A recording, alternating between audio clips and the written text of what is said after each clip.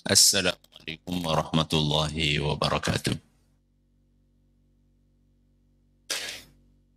Alhamdulillahi wa kafa, wassalatu wassalamu ala rasulihil mustafa, wa ala alihi wa sahbihi wa man iktafa, amma ba'd.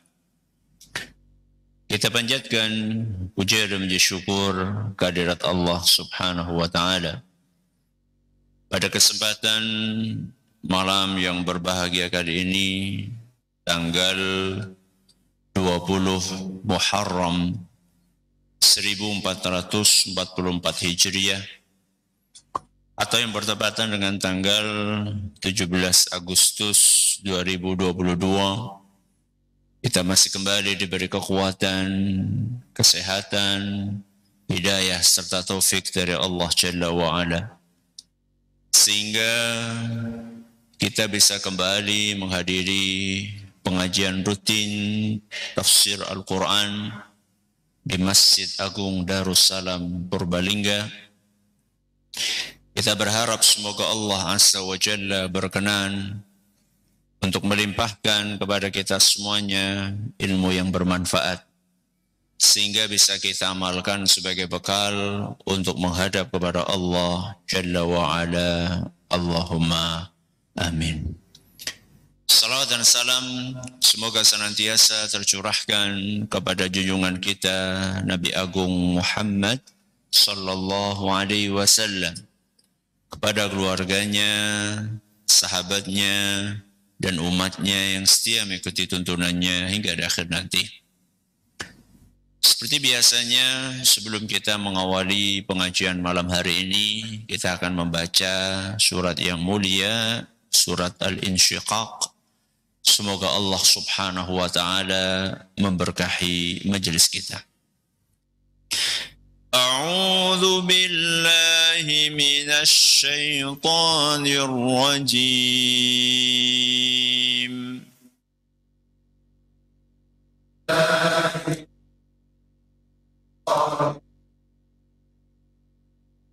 Bismillahirrahmanirrahim.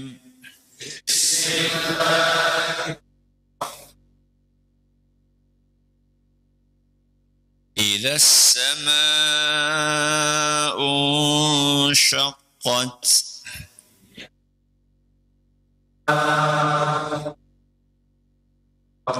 وأذنت لربها وحقت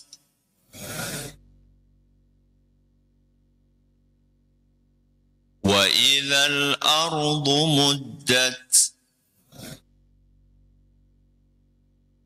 وألقت ما فيها وتخلت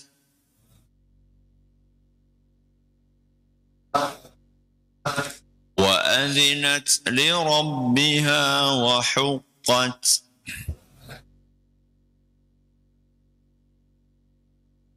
يا أيها الإنسان إنك كادح إلى ربك كدحا فملاقيه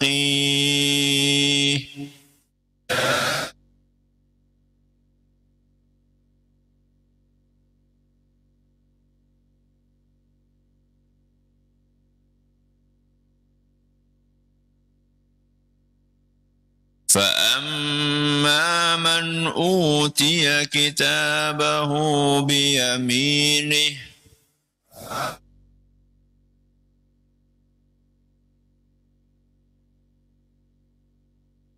فسوف يحاسب حسابا يسيرا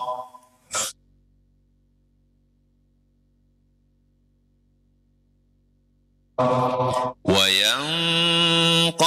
إلى أهله مسرورا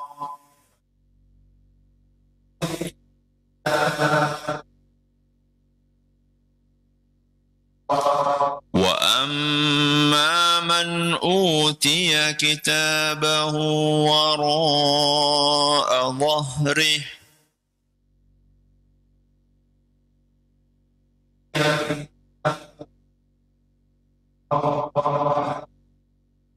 فسوف يدعو ثبورا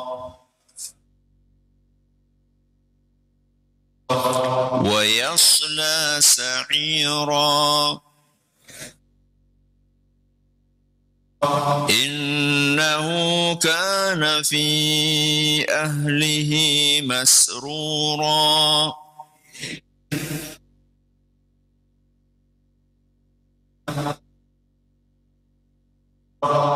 إنه ظن أن لن يحور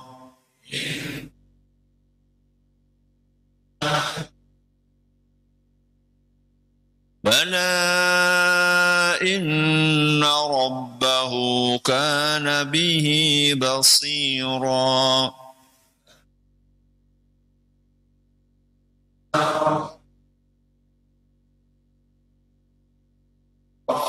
فلا أقسم بالشفق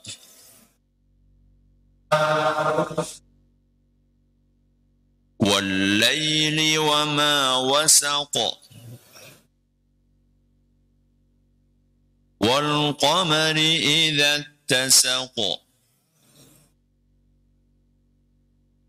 لتركبن طبقا عن طبق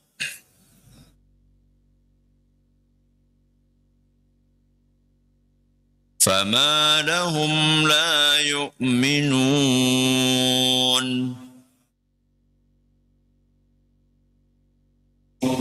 وإذا قرئ عليهم القرآن لا يسجدون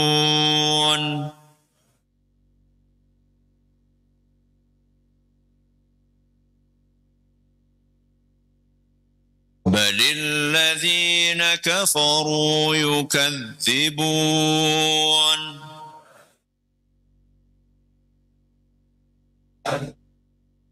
والله أعلم بما يوعون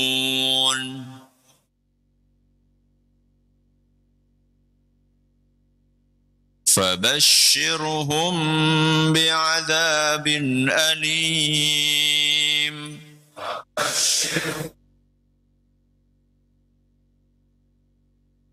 إلا الذين آمنوا وعملوا الصالحات لهم أجر غير ممنون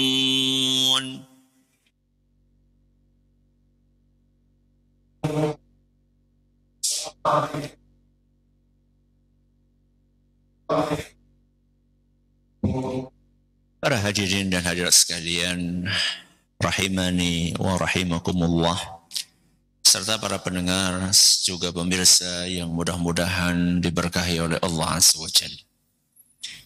Ayat yang terakhir kita bahas nomor berapa? Ayat nomor 5. Berarti malam hari ini kita akan mengkaji ayat selanjutnya, yaitu ayat nomor 6. Apa bunyinya? Ya ayyuhal insanu innaka kadihun ila rabbika kadhan famulaqih. Ayat ini diawali dengan sebuah sapaan. Sebuah apa? Sapaan. Sebuah panggilan. Dan ini sering dipakai di dalam Al-Quran. Ya ayyuhal insan, ya ayyuhan nas. Apa malih? Ya ayyuhalladzina amanu.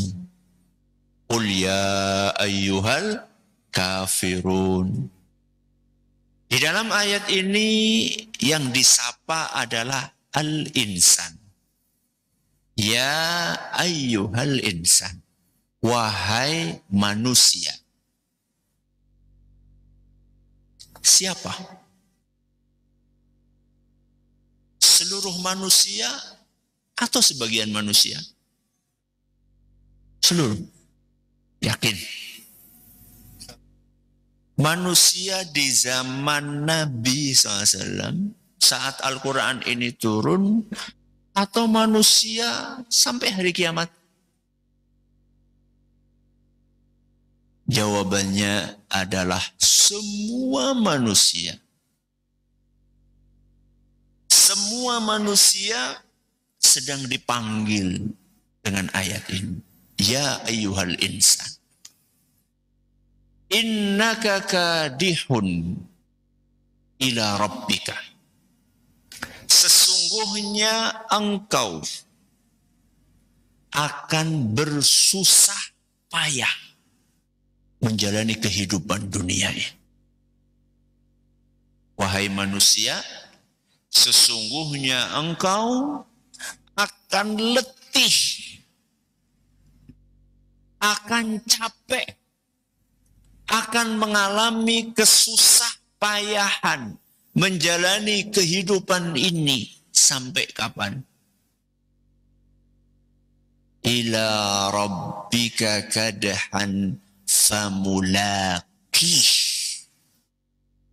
Sampai kalian bertemu dengan Allah. Kapan? Kapan kita ketemu sama Allah? Kalau sudah mati. Kalau sudah mati. Kadihun. Engkau akan letih. Engkau akan payah. Engkau akan capek. Sampai Allah mengatakan, innaka, sesungguhnya engkau. Kata sesungguhnya berarti menunjukkan bahwa ini pasti. Bukan cukup hanya diawali dengan sesungguhnya, innaka. Ditambah dengan penegasan innaka kadihun ila rabbika kadhan. Diulangi kata itu. Kadihun, kalih nopo? Kadhan. Kamu pasti akan mengalami kesusahan betul-betul. Sampai kapan tadi? Sampai meninggal dunia. Berarti kita selama hidup di dunia ini akan mengalami kesulitan. Kita akan mengalami kesusah payahan.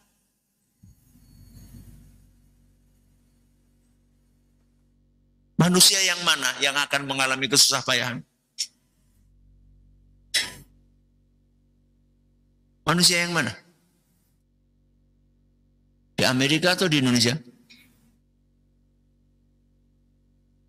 Di dunia. Beriman atau tidak beriman? Semuanya. Berarti orang yang beriman pun akan mengalami kesusah payahan? Yakin? Jadi ragu. Tadi katanya insan semua manusia. Sekarang begitu ditanya, ya mau jadi aku ngomong ke priwe nih. Betul, semua manusia. Nanti kita akan jelaskan.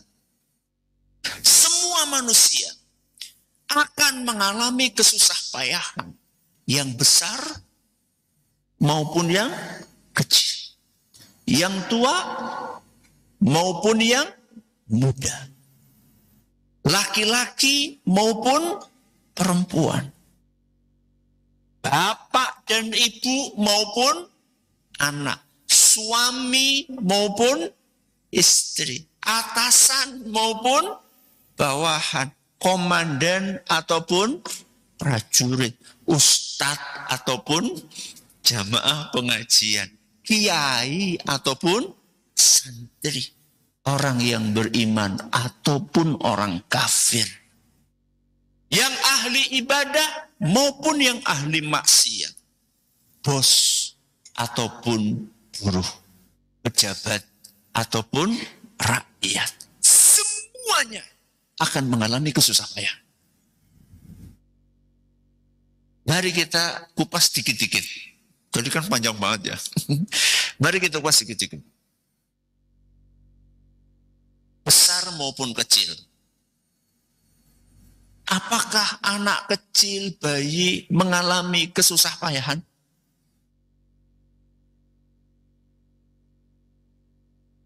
Mengalami atau tidak mengalami? Apa jajal susah bayi? Pertama, belum bisa ngomong. Betul? Kalau jenengan kan lapar tinggal ngomong, lapar. Haus tinggal ngomong, haus. Sakit tinggal ngomong, sakit. Coba bayi. Sumuk, nangis. Lara, nangis. Susah kan? Apalagi susahnya anak kecil. Ketika latihan. Latihan apa? Kok jalan dulu, anak bayi langsung pelaku si kepriwet. Kemurep. Ya. Yeah. Wah, pada kelalen gambiannya. Mulai dari melumah supaya bisa apa? Kemurep itu nggak gampang, susah. Kemudian mulai latihan, merayap, berangkang, latihan duduk, latihan berdiri, latihan jalan, latihan berlari, latihan naik sepeda. Ini semuanya mengalami kesusahan. Jadi jangan jenengan pikir yang besar tok yang susah. Yang kecil pun juga susah. Yang tua mengalami kesusahan. Napa susah ya? Semuanya sudah berkurang. Apanya? Ininya sudah berkurang, telinganya, apanya lagi? Matanya, pandangannya sudah berkurang. Apa nih? Untune wis entong. Apa lagi? Rambutnya sudah berkurang, fisiknya sudah berkurang, baru jalan sebentar udah ngos-ngosan. Ini yang tua, yang muda. Ada susahnya? Dikongkoni terus. Mentang-mentangnya sih enom. Ya. Kalau di sekolahan yang junior pasti disuruh-suruh, ya. Dipelonco sama yang junior, dipelonco sama yang senior. Semuanya mengalami kesusahan. Tua, muda, besar, kecil, laki-laki dan perempuan.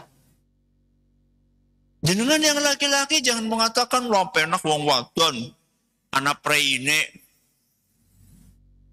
Anak apa? Preine. Angel jadi wong lanang, orang anak preine sholat. Wong wadon kan anak prei seminggu, enak. Enak. Coba tanya ibu-ibu, enak gak? Ya. Mereka mengalami suasana psikologis yang tidak enak ketika datang bulan. Apa itu? PMS. Apa PSM? Ya begitulah. Ya. Pokoknya suasana hati yang tidak nyaman, jengkel, sensitif, kesenggol titik, kesu, ya, marah. Tapi kan enak, nggak puasa. Loh, nggak puasa. Nyaur utangi. Coba saya tanya sama jenengan. Enak puasa rame-rame, banyak temennya, atau yang lainnya lagi pada mangan dewek puasa. Enak mana? Makanya yang punya hutang itu kan suwe banget udah dibayar-bayar. Jadi laki-laki maupun perempuan sama-sama mengalami kesusahan ketika hidup. Ketika jenengan jadi bapak, jadi ibu juga susah. Karena punya tanggung jawab untuk mendidik anak. Anak pun juga susah karena punya kewajiban untuk berbakti kepada orang tuanya. Suami juga mengalami kesusahan karena harus bekerja, memberikan nafkah, menanggung anak dan istri. Berarti istri yang ditanggung enak. Susah juga karena harus ngurusi rumah tangga, nyapu, ngepel, masak, apa mending? Nyuci, jemur, nyetrika, ganti popok, nyiapakan kopi, kadang kepahitan, kadang kelegen. Jadi jenengan jangan pikir, wah enak ya tadi wong wadon nunggu mahdok loh, gantian apa? Ya. Semuanya akan mengalami itu. Ya. Laki-laki, perempuan, suami, istri, atasan dan bawahan. Itu juga susah. Jangan dipikir yang bawahan enak ya jadi atasan, enak ya jadi bos. Belum tentu hidupnya orang yang punya mall, ownernya mall, itu lebih nyaman dibandingkan yang jadi karyawan di mall tersebut. Belum tentu. Sama-sama pusing, sama-sama susah. Bahkan mungkin yang punya mall lebih susah. Begitu tutup, karyawannya langsung apa? Istirahat. Yang punya mall. Mikirin besok mau barang apa yang sudah habis. Ngatur keuntungannya gimana. Jadi jangan pernah kita berpikir bahwa yang susah itu cuma kita, toh. Yang lain gak susah. Semuanya akan mengalami susah. Ya ayyuhal insan, manusia, semuanya. Ya. Komandan, susah atau tidak? Susah. Karena harus bertanggung jawab atas apa yang dilakukan oleh prajuritnya 2 level ke atas. Harus bertanggung jawab. Ya. Prajurit susah, disuruh-suruh terus sama komandannya. Jadi pejabat, jadi rakyat, mana yang susah? Jadi pejabat atau jadi rakyat yang susah? Dua-duanya susah. Emang jadi pejabat nggak susah? Susah. Harus mikirin. Loh kita nih jadi kepala rumah tangga. Mikirin anak 3, anak 4, bojo. Ya bisa sisi, bisa loro. Itu saya ini sudah pusing. Coba bayangkan pejabat mikirin. Gak usah yang besar-besar. Gak usah yang levelnya tinggi-tinggi. Lurah. Mikirin berapa orang di kampungnya. Itu susah, pusing. Ya. Belum lagi diawasi sama KPK. Ya. Teleponnya disadap, privasinya berkurang. Ya mendingan jadi rakyat. Jadi rakyat juga susah. Dikongkoni terus. Jadi semua orang akan menghadapi kesulitan di dalam hidupnya. Bahkan tadi sudah saya singgung. Sampai pun orang yang beriman pun akan mengalami kesulitan. Akan mengalami kepayahan. Bukan hanya orang kafir. Orang yang beriman pun akan mengalami kepayahan. Apa kepayahannya? Mempertahankan prinsip. Orang yang beriman, dia akan menghadapi sekian banyak godaan. Sekian banyak tantangan. Untuk mempertahankan prinsip akidahnya. Memurnikan ibadah hanya untuk Allah Azza wa Jalla. Akan menghadapi sekian banyak tuduhan. Akan menghadapi sekian banyak fitnah. Untuk mempertahankan prinsip akidahnya yang lurus. Berat menjadi orang yang beriman. Jadi orang kafir, berat atau tidak? Sama berat. Ya. Harus menyediakan sajen. Ya. Telat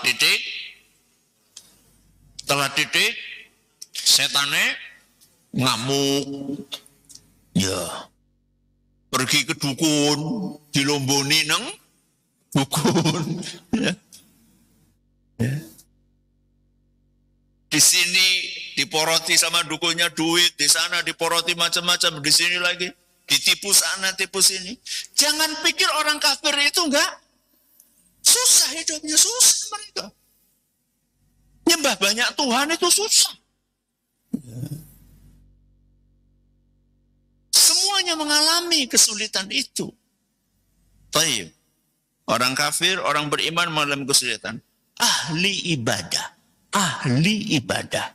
Orang yang tekun ibadah. Apakah mengalami kesulitan? Mengalami. Jenengan ngaji seperti ini. Mengalami kesulitan atau tidak? Apa kesulitannya? Ada saatnya imannya turun, futur, ya, down imannya, baterainya lopet, ya, semangatnya turun, kemudian harus jauh-jauh datang dari sana, dari sini, ya. Kadang-kadang di tengah jalan bane bocor, kempes, ya, kehujanan. Itu baru yang sifatnya fisik, yang sifatnya psikis. Ada nggak penderitaan ngaji yang sifatnya psikis? Perasaan, ada nggak? Ada. Satesin nom yang wis tua, masa jago nang isore sing? Esin nom. Itu perasaan itu. Apalagi jenengan punya jabatan. Ya. Aduh, jangan biasanya digelarkan karpet merah sih orang ngau karpet. Si nemburi, salahnya nemburi bulannya Maret. Ya. Biasanya di mana-mana dimonggoh-monggohkan, sekarang harus duduk bareng-bareng sama rata dengan yang lainnya. Ya perasaan berat. Baik, jamaah pengajian. Ustadz, berat atau tidak? Enak ya, joko ngumpuk ya, mundur ya. Berat. Apa beratnya? Nah, ini emang ngisi pengajian, ucuk-ucuk, assalamualaikum, ngomong, ngalor, ngidul. Ya ada yang seperti itu. Tapi kan kita punya pertanggungjawaban di hadapan sinten Allah. Ngisi pengajian itu seperti pisau bermata dua. Maksudnya pripun pisau bermata dua? Bisa jadi amal jariah, bisa jadi dosa jariah. Pripun niku? Amal jariah, nek ilmu yang diajarkan benar, terus diamalkan sama jenengan semua, saya kebagian pahala. Tapi nek yang disampaikan salah, yang disampaikan gak benar, terus kemudian jenengan amalkan, nyong ketiban apa? Dosa anda. Jadi semuanya itu mengalami ujian di hidup ini. Yang ahli ibadah harus sholat, subuh-subuh, dingin-dingin, ngantuk-ngantuk, capek. Puasa melahan apa? Lapar, capek, berat. Mengeluarkan zakat, harus mengorbankan perasaan, capek-capek ngumpulin duit, harus dipotong pinten? 2,5%. Ketika panen juga demikian. Ada yang 5%, ada yang berapa?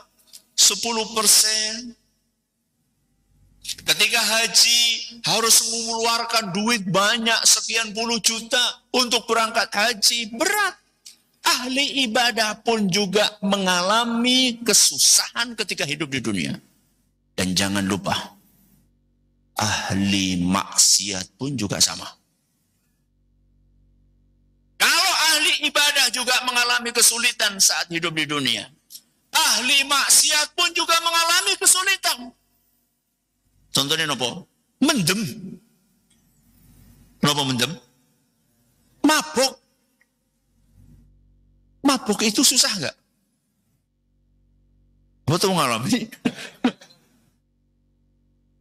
Kata orang, ya kata orang, dan kemudian ditakoni itu mengalami. Kata orang, minuman keras itu manis enggak? Pahit katanya ya. Minumannya pahit, jadi mabune pesing jadi ya. Orang ngerti. Ya. Belum lagi yang overdosis. Ya, belum lagi yang hilang akal, belum lagi yang berbuat macam-macam dia nggak sadar, ada yang nyoting, diviralkan. Ya. Ahli maksiat itu nggak enak. Mereka pun juga susah. Judi, ya. Bis masang setahun, dia kur sepisan. Berarti ini sebetulnya enak gitu ya. Enggak, tetap mereka hidupnya nggak enak. Membunuh juga nggak enak. Nggak enaknya Pak Ustadz ngerancang skenario. Susah atau tidak? Susah. Setelah ngerancang skenario, berusaha untuk nutup-nutupi. Iya kalau nggak terbongkar. Kalau terbongkar, malu. Kalau nggak terbongkar, nggak tenang. Jangan dipikir pembunuh itu tenang. Walaupun tidak terjerat oleh hukuman, mereka tidak tenang hidupnya. Intinya apa? Ya ayyuhal insan. Intinya ayat ini sedang menyampaikan bahwa semua manusia, siapapun dia, apapun statusnya, suku apapun, jenis kelaminnya apapun, tua, muda, beriman, tidak beriman, semuanya kadihun. Apa tadi kadihun? Akan mengalami kesusahpayahan. Lah Ustaz, kalau begitu, orang yang beriman mengalami kesusahpayahan. Orang yang tidak beriman juga mengalami. Ahli ibadah mengalami, ahli maksiat mengalami. Terus bedanya di mana? Tempun di bedanya. Bedanya adalah akhirnya. Yang membedakan antara susah payahnya orang yang beriman dengan susah payahnya orang kafir adalah endingnya, akhirnya. Orang yang beriman, kesusah payahannya akan berakhir dengan kebahagiaan. Sedangkan orang yang tidak beriman, kesusah payahannya akan berakhir dengan penderitaan. Itu bedanya. Jadi jangan kemudian setelah dengar pengajian ini, wah pada susah. Mendingan nang dunia happy. Muda foya. Tua kaya raya. Mati masuk surgane sapa. Ya. Jadi jangan berpikir seperti itu. Kita ini pasti akan mengalami kesulitan walaupun beriman. Terus kapan kita akan mengalami kebahagiaan? Famulaki. Ketika kita bertemu dengan Allah Subhanahu wa ta'ala. Saat itulah jerih payah kita akan dibayar lunas, bahkan diberi bonus melebihi ekspektasi kita. Rasulullah Sallallahu Alaihi Wasallam bersabda dalam sebuah hadis yang diriwayatkan oleh Imam Muslim, ketika penduduk surga sudah masuk ke dalam surga, tahu-tahu mereka dipanggil. Apa isi panggilan tersebut? Inna lakum antasihhu fala tasqamu abada.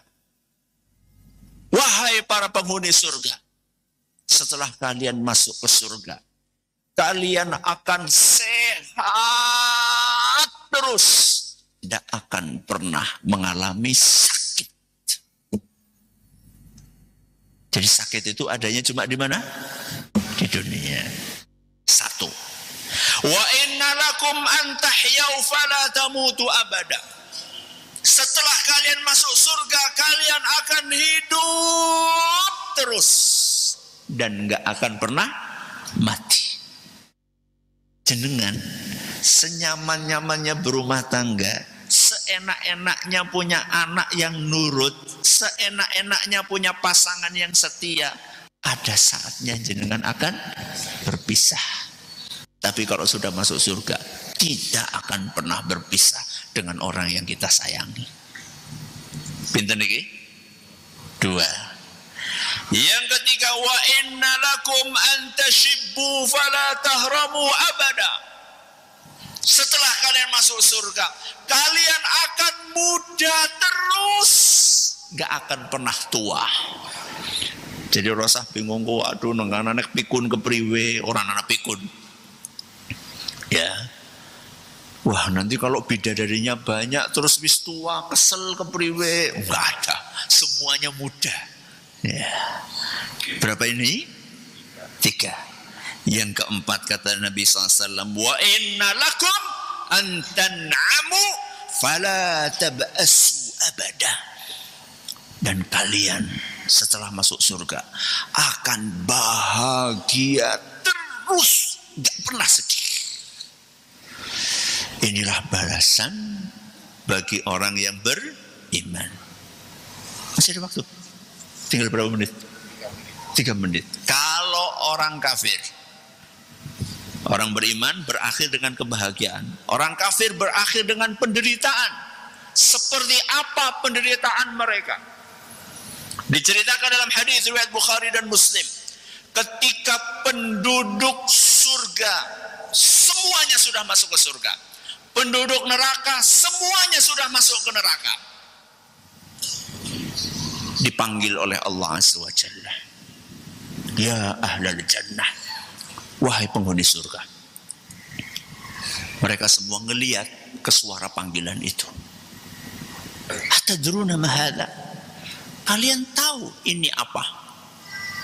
Ditunjukkan seekor domba. Ya, kami tahu. Itu adalah kematian. Kematian oleh Allah dibentuk dalam bentuk apa? Domba, kambing. Dipanggil penduduk neraka, ya ahlan nar, wahai penduduk neraka.